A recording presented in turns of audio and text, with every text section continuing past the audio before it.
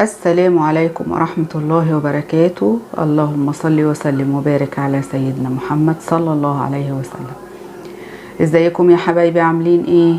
يا رب تكونوا بخير وفي احسن حال. هعمل معاكم النهاردة الفيجيتار.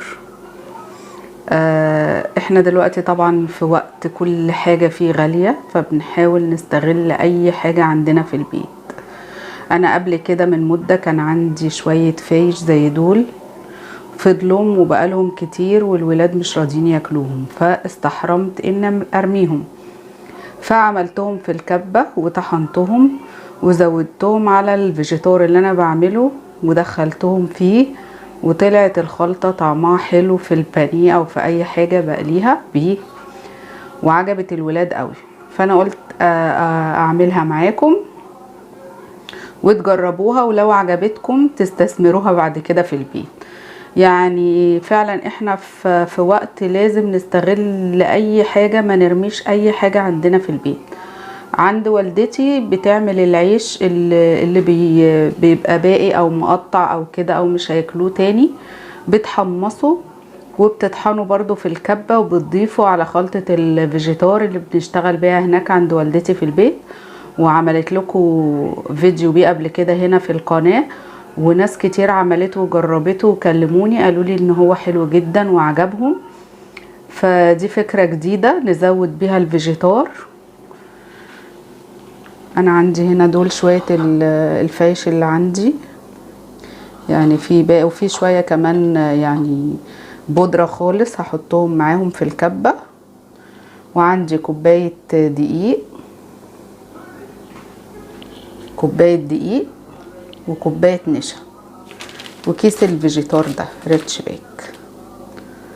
بعد ما اطحن الفايش ده في الكبة هرجع لكم ونضيف كل المكونات دي على بعض. خليكم معايا. دول الحبة اللي كانوا عندي مفتفتين في الكيس بتاع الفايش اهو، حطيتهم في المصفى. هاخد منهم الناعم وبعدين الخشن احطه في الكبة.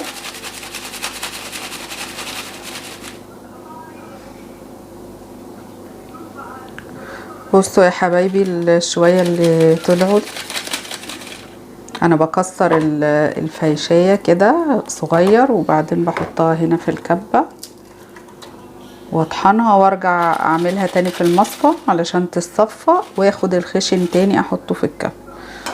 بصوا شكله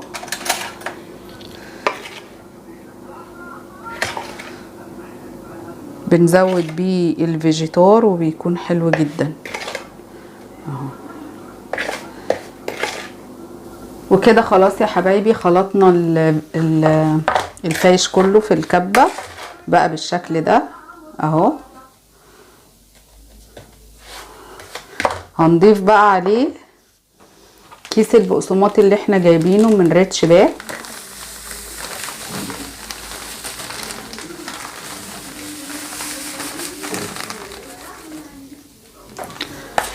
هنضيف بقى عليهم كوباية الدقيق بتاعتنا، كوباية النشا.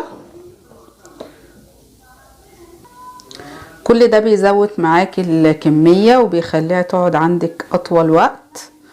هنضيف كمان عندي هنا مكعبين ماجي ومعلقة كركم ومعلقة كاري بس يدوهم طعم.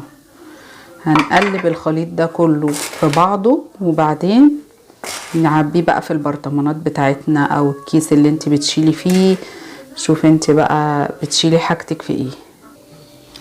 وكده خلاص انا قلبته كله كويس وفضيته كمان في بولة تانية عشان اتأكد ان كله متقلب في بعضه كويس.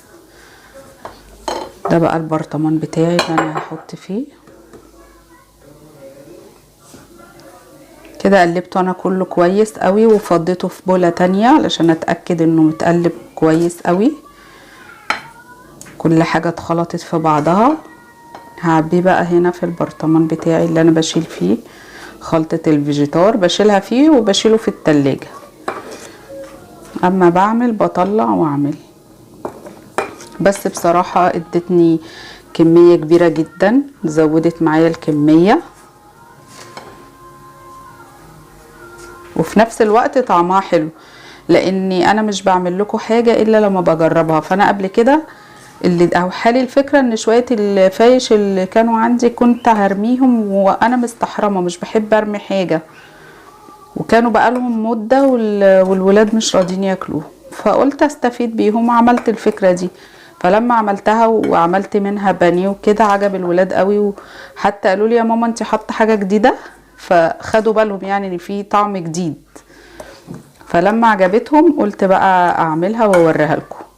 بس والدتي بتعمله بالعيش المحمص زي ما قلت لكم، وبتديني برضو ساعات برضو بتعجبهم.